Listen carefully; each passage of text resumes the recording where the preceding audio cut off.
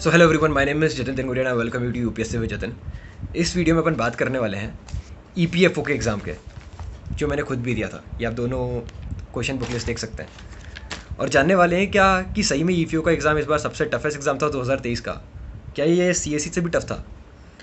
तो स्टार्ट करते हैं बिना किसी तरीके। बट उससे पहले एक छोटा सा प्रमोशन कि अगर आपने मेरे 75 हार्ड डेज चैलेंज ब्लॉग नहीं देखे हैं तो प्लीज़ उनको देखिए। वो काफ़ी ज़्यादा अच्छे लगेंगे आपको, मैं उम्मीद करता हूँ ऐसी, और काफ़ी ज़्यादा मोटिवेट करेंगे आपको पढ़ने के लिए। और अगर आप उस पर कमेंट करेंगे तो वो मुझे भी काफ़ी ज़्यादा मोटिवेट करेगा खुद पढ़ने के लिए और उन ब्लॉग्स को और बनाने के लिए। So let's get started without any further delay now.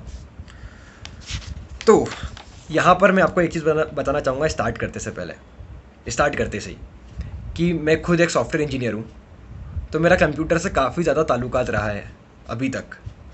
But ये जो कंप्यूटर के क्वेश्चंस थे इन दोनों एग्ज़ाम्स के, उसमें बस कुछ ही क्वेश्चंस थे जो मुझसे बने। बाकी मुझे लग रहा था कि यार ये किस तरीके के कंप्यूटर्स के क्वेश्चंस हैं, मतलब these questions are really very very tough. जैसे अपना एसएससी में होते हैं ना कि छोटे मोटे कीबोर्ड्स के शॉर्टकट्स पूछ लिए, एक्सेल के पूछ लिए, जो नॉर्मल इंसान याद नहीं करता, सोचता कि इसकी क्या ज़रूरत है, वो आप बस पेपर के लिए याद करते हो। बट यहाँ पर ऐसी कॉन्सेप्चुअल चीज़ें थी, डीप चीज़ें थी जो आपको पता होनी चाहिए था। सॉफ्टवेयर इंजीनियर तो पता ही होनी चाहिए। अगर आपने कंप्यूटर साइंस इंजीनियरिंग करी है तो वो डीप नॉलेज है जो आपको शायद इंजीनियरिंग में पढ़ाई जाती है, बट इंजीनियरिंग कौन ढंग से करता है। तो वो मुझसे नहीं बनी, तो मैं ऑब्वियसली कहूँगा कि कंप्यूटर इसका पक्का टफ था और आप लोगों को वो और लगा होगा, शायद मुझसे भी ज़्यादा लगा हो। तो कंप्यूटर सेक्शन इसका काफ़ी ज़्यादा टफ था। आगे बात करते हैं अपन इंग्लिश के सेक्शन की। अब मैंने यार ज़िंदगी में मैं बहुत सारी नावों में सवार रहा हूँ अभी तक, तो मैंने सारे एग्ज़ाम दिए हैं, from CAT, from UPSC, CDS, फलाना ठिकाना, जितने एग्ज़ाम आपको याद आएंगे, बस जीआरई और गेट को छोड़ के मैंने ऑलमोस्ट सारे एग्ज़ाम दिए हैं अभी तक, फ्रॉम बैंक, आरबीआई, सब। ठीक है, तो मैं आपको बताता हूँ। इंग्लिश की बात करता हूँ मैं सबसे पहले। इंग्लिश की बात अगर मैं एपीएफसी के पेपर की करूँ तो इसकी इंग्लिश थोड़ी सी टफर थी एओईओ वाले एग्ज़ाम के कंपैरिजन में। ऐसा मैं क्यों कह रहा हूँ? क्योंकि यहाँ पर ऐसा आपसे पूछे गए थे ना, यहाँ पर आपको जो ऑप्शंस दिए गए थे उनकी डिग्रीज तक पूछी गई थी कि अगर कोई शब्द दे दिया तो कौन सी डिग्री वाला शब्द यूज़ होगा। मतलब सारे ऑप्शन सेम ही थे, तो इसलिए मैं कह रहा हूँ ये। तो अब बात करते हैं इसकी कि इंग्लिश कैसी थी इसकी। तो एक आपने जेड सुना है? जेड पेपर कौन सा होता है? जेड एक बी स्कूल में जाने के लिए पेपर होता है, जो एक्सेलराई जमशेदपुर वगैरह कॉलेजेस के लिए होता है। पहले ये एसपी जैन के लिए भी होता था। तो वो पेपर कैट से ज़्यादा टफ माना जाता है। उसमें कैट से ज़्यादा टफ क्वेश्चंस आते हैं, और जो उसकी इंग्लिश होती है वो थोड़ी सी कैट से अलग होती है, क्योंकि उसमें वो कुछ जंबल बस भी कभी कभार, कभी ग्रामेटिकल, कभी वो कैप्स रिलेटेड क्वेश्चंस पूछता है, जैसा कि इस पेपर में थे। PQRS पूछता है ज़्यादा। तो मैं कहूँगा जो इसकी इंग्लिश थी वो कैट की नहीं, वो जेड लेवल की थी। ठीक है, बट जो इसके आरसी थे वो कैट से भी लो लेवल के थे, कैट से काफ़ी लो लेवल के थे। कैट का जो एपीएफसी का टफ वाला जो पैसेज था वो कैट का लो लेवल है। बट इसके जो PQRS थे, या फिर जो आपको एक वर्ड चूज़ करने थे, इवन ऐसे क्वेश्चन CDS में भी मिलते हैं आपको। तो क्या ये CDS से टफ थे कि CDS से सिंपल थे?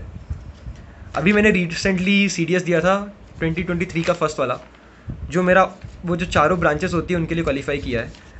तो मैं ये आपसे कह सकता हूँ कि जो इसका इंग्लिश था ना वो CDS से टफ नहीं था, वो CDS से बहुत ज़्यादा टफ था, बहुत ज़्यादा। CDS का इंग्लिश इससे काफ़ी ज़्यादा सिंपल आता है। सेम पैटर्न पे क्वेश्चन होते हैं, बट वो क्वेश्चन इससे काफ़ी ज़्यादा सिंपल होते हैं। ये बहुत ज़्यादा टफ थे उसके कंपेरिजन में। तो इसका इंग्लिश भी टफ था, इसका कंप्यूटर टफ था, इसका इंग्लिश टफ था। बट इंग्लिश का आरसी वाला सेक्शन काफ़ी सिंपल था दोनों में। मतलब एक क्वेश्चन था, जो एक दो क्वेश्चन थे जो थोड़े डाउटफुल हो सकते हैं एपीएफसी वाले में, ईओए वाले में तो वो भी काफ़ी सिंपल थे। अब बाकी बात करते हैं लेबर लॉस वाली। लेबर लॉस की मेरी जो पर्सनली तैयारी थी, मैं उससे सेटिस्फाइड नहीं था, क्योंकि मेरी तैयारी कुछ थी नहीं, बहुत कम तैयारी थी। क्योंकि इससे पहले मेरे बाकी एग्जाम्स थे जिनके लिए मैं प्रिपेयर कर रहा था, और एपीएफओ के लिए मुझे बस एक वीक मिला था। तो मैं अपने आप से इतनी उम्मीद नहीं रख सकता। बट स्टिल जो मैंने वीडियोस देखी थी उससे मैं कुछ क्वेश्चंस लेबर लॉस के कर पाया हूँ, बट स्टिल वो मुझे थोड़े बहुत टफ लगे। शायद वो मेरी लैक ऑफ प्रिपरेशन थी या कुछ था। तो ये आप मुझे बताइएगा कि आपको लेबर लॉस कैसे लगे, क्या वो आपको टफ लगे? क्योंकि मैं उस पर शायद कमेंट करूँ तो ज़्यादा अच्छा नहीं रहेगा, जस्टिफाइड नहीं रहेगा। बाकी बात करते हैं अकाउंटिंग की। Being a guy from the PCM sector, मेरे को अकाउंटिंग में ऐसा कहते हैं ना, हवा ना लगी ना किसी चीज़ की। क्योंकि मैं तो अभी वही याद कर रहा था कि debit word comes in and credit words गोड आउट, वही मुझे याद हुआ था। और पता नहीं यहाँ पर कैसे कैसे क्वेश्चन थे, जो जो मुझसे क्वेश्चंस बने मैंने वो क्वेश्चन बना लिया। मैं आपको बताऊंगा कि मैंने क्वेश्चन कितने अटैम्प्ट करे, ठीक है? वो बहुत ज़्यादा इंटरेस्टिंग चीज़ है, प्लीज़ उसके लिए लास्ट तक रुकना, या फिर मैं शायद बीच में बताऊँ आपको। बहुत बहुत एकदम आपको लगेगा कि अरे क्या क्वेश्चन अटैम्प्ट करके आया है। और बहुत ज़्यादा क्वेश्चन अटैम्प्ट है, वो कम क्वेश्चन अटैम्प्ट नहीं करे हैं, ठीक है? अब बात करते हैं अपन जीके की। जो इसका जीके था वो अपने यूपीएससी लेवल का था, सीएससी लेवल का था, एब्सोल्युटली कह सकते हैं। क्यों कह सकते हैं? क्योंकि जो इसका हिस्ट्री था, देखो यूपीएससी के पेपर को टफ बनाती है हिस्ट्री। क्यों बनाती है? क्योंकि हिस्ट्री में आप कहीं से भी पूछ सकते हो, एवरीथिंग अंडर द स्काई। आप हिस्ट्री में आपका जो मन करा वो पूछ लिया। इसका हिस्ट्री का क्वेश्चन काफ़ी ज़्यादा टफ था। जो एपीएफसी में कहूँगा, एपीएफसी का हिस्ट्री के क्वेश्चन तो काफ़ी ज़्यादा टफ थे, जो डायरेक्टली पार्ट बी में दिए गए थे मेरे पेपर में, शायद सबके सेट में भी दिए हों। और जिसमें एक क्वेश्चन था उसने तो मेरे होश उड़ा दिए। क्वेश्चन क्या था, एक फ्रीडम फाइटर दिए हुए थे और उनका पूछा गया कि ये जब आईएनए में गए थे, ये ब्रिटिश आर्मी को छोड़ के आईएनए में गए थे, तो इनकी पहली पोस्टिंग कहाँ पर थी? आप सोच सकते हो क्वेश्चन किसको पता होगा?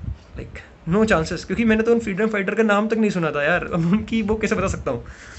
फिर उसके बाद आपको डायनेस्टी से रिलेटेड रूलर्स पूछ लिए गए थे। मोस्टली जो क्वेश्चंस थे उस वाले पेज पे मेरे, वो सारे के सारे साउथ वाले किंगडम से रिलेटेड थे। आप मेरे को पता है कि आप भी समझ गए होंगे मैं किस चीज़ की बात कर रहा हूँ। जैसे उसमें पूछा गया था कि या संगम डायनेस्टी हरिहर 2 उनसे रिलेटेड नहीं है। फिर एक और क्वेश्चन पूछा गया था कि इनमें से कौन सा पाला डायनेस्टी का रूलर इलेक्टेड किंग था पहला।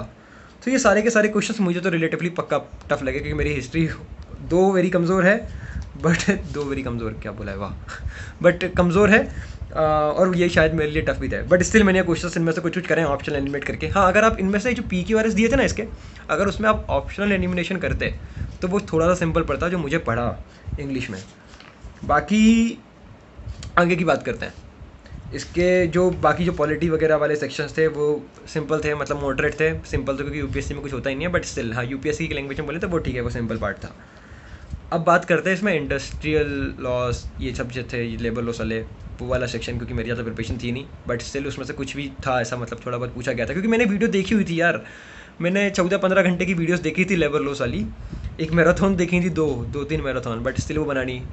सोशल सिक्योरिटीज़ के क्वेश्चंस, कुछ स्कीम्स पूछी गई थी, थोड़ी बहुत स्कीम्स, जैसे एक कुछ योजना पूछी गई थी जो एल्डरली पीपल से रिलेटेड थी, वो फर्स्ट पेपर में थी वो, अगर आप लोगों को याद आ रहा हो तो बस सोशल सिक्योरिटीज़ से तो रिलेटेड कुछ ही क्वेश्चन दिखे जो स्कीम रिलेटेड थे। अब मुझे समझ नहीं आ रहा मैंने वो 3.5-4 घंटे की वीडियो क्यों देखी फोकट में। अब इसके बाद आगे बात करते हैं अपन साइंस की। साइंस में कुछ क्वेश्चंस थे इसके, जैसे एक दे दिया था कि +2.5 -2.5 डायोप्टर और +2 डायोप्टर वाले उनको मिलाया गया तो किस तरीके का लेंस बनेगा। तो ये क्वेश्चन भी अच्छे क्वेश्चन हैं। इन क्वेश्चंस को देख के मुझे याद आई मेरी 11-12 की IIT की प्रिपरेशन की।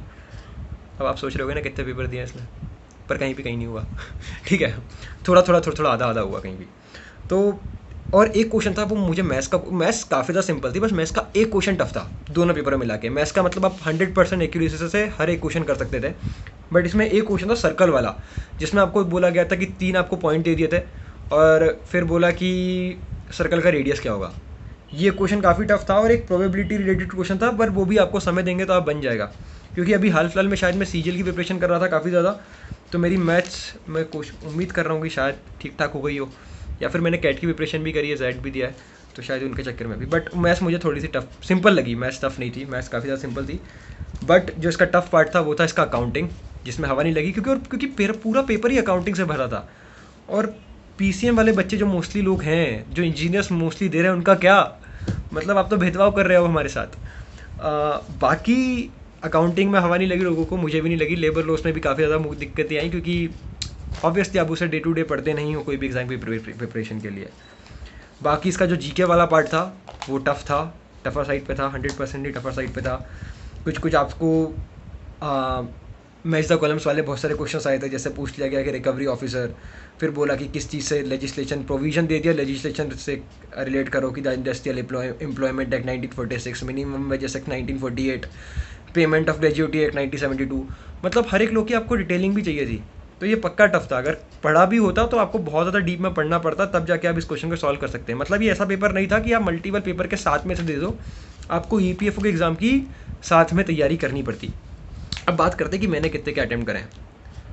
तो देखिए, जो मेरा टारगेट था जब मैं घर से गया था कि मुझे 100 क्वेश्चन अटैम्प्ट करना है, क्योंकि कुछ मैंने यूट्यूब वीडियोस देखी थी जहाँ पर जो खुद सेलेक्ट हुए हैं, उन्होंने बोला था कि अगर आप 100 क्वेश्चन अटैम्प्ट करोगे तभी आपके अच्छे खासे चांसेस बनेंगे, और मुझे भी वो बात से मैं काफ़ी ज़्यादा एग्री करके गया था।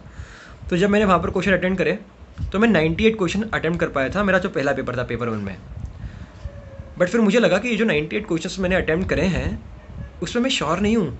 मैं मतलब ऐसा है ना कि आप 100% श्योरिटी तो आप UPSC के पेपर में ला नहीं पाते हो, बट यहाँ पर मैं और भी कम श्योर था इंडस्ट्रियल लॉज और अकाउंटिंग के चक्कर में। बट जहाँ पर मुझे थोड़ा बहुत लग रहा था, 70% में श्योर हुआ तो मैंने उसको टिक कर दिया। तो जो 98 क्वेश्चंस मैंने अटैम्प्ट करे थे उसमें मैं एकदम 100% श्योर नहीं था, मतलब मैं 60-70% के आसपास श्योर था, जो आप नॉर्मली यूपीएससी के पेपर में रहते हो, पर मैं उससे भी कम था इस बार। मुझे मतलब अंदर से लग नहीं रहा था कि मेरा पेपर अच्छा गया है।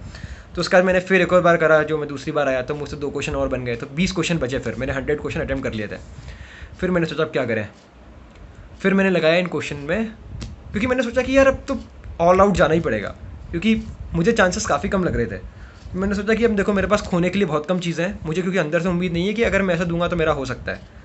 तो मैं ऑल आउट गया और मैंने उसमें फिर 100 के 120 क्वेश्चन अटैम्प्ट करे सारे के सारे। कुछ क्वेश्चंस मैंने देखे, बाकी कुछ क्वेश्चन 4-5 क्वेश्चंस थे जो मेरे समय के चक्कर में देख नहीं पाया, तो मैंने उनमें डी लगा दिया, क्योंकि डी ऑप्शन मुझे थोड़ा कम दिख रहा था मेरी आंसर बुकलेट में। तो मैंने सोचा कि यार थोड़ा सा इक्वलाइज करने के लिए उसे डी फिल कर दें।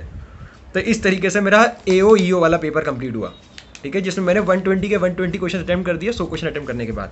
अगर आप बात करें APFC की, तो उसमें भी मैंने बहुत अटैम्प्ट करें, बट उसमें मैंने 120 तो अटैम्प्ट नहीं करें, उसमें मैंने लगभग 90s की लाइन में या फिर 100 के आसपास, अराउंड 97-96 के लगभग कुछ अटैम्प्ट करें। बट हेयर ऑल्सो यहाँ पर भी मैं एक्यूरेसी को लेकर बिल्कुल भी श्योर नहीं हूँ अभी, क्योंकि प्रिपरेशन मुझे पक्का लग रहा है कि मेरी प्रिपरेशन यहाँ पर बहुत ज़्यादा कम थी। और अगर मैं लेबर लॉस, अकाउंटिंग, इन पर ज़्यादा मेहनत कर पाता और करता तो शायद कुछ और सिचुएशन रहती है, मैं ज़्यादा श्योरिटी के साथ क्वेश्चन अटैम्प्ट करता तो ज़्यादा अच्छा रहता। नौबत नहीं आती कि मैं 120 के 120 क्वेश्चंस AO वाले में अटैम्प्ट करता। बट ठीक है, इससे काफ़ी ज़्यादा प्रैक्टिस हुई और मुझे इसके रिज़ल्ट का भी इंतज़ार है, क्योंकि अभी पूरी उम्मीदें नहीं गई हैं कि नहीं निकल रहा है, बट स्टिल मतलब जो एफर्ट्स होने चाहिए थे वो नहीं है, मैं बस ये कहना चाहता हूँ। बाकी जो मेरे को एक्यूरेसी लग रही है यहाँ पर वो 60-70% के आसपास कुछ लग रही है। बाकी देखते हैं कैसा क्या रहता है, बाकी सब तो रिज़ल्ट या आंसर कीज़ आने पे मालूम ही चलेगा। बाकी अब आप लोगों का काम है कि आप लोग बताएं कि आपने कितने अटैम्प्ट करें कमेंट बॉक्स में, ठीक है, और आपको क्या लगता है कि आपकी एक्यूरेसी कितनी क्या रहेगी। तो मिलते हैं अगली वीडियो के साथ। Till then bye bye, take care, see you soon. Jatin Tanguriya signing off, और बाय बाय, टेक केयर।